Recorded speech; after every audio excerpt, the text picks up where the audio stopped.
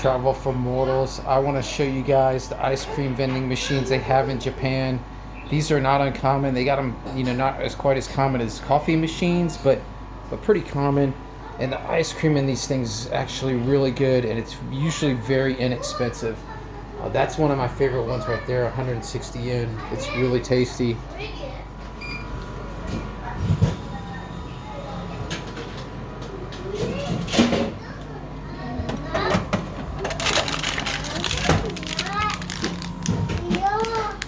Ice cream vending machine.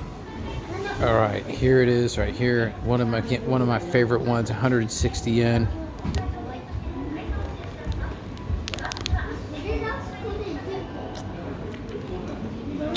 It's pretty good.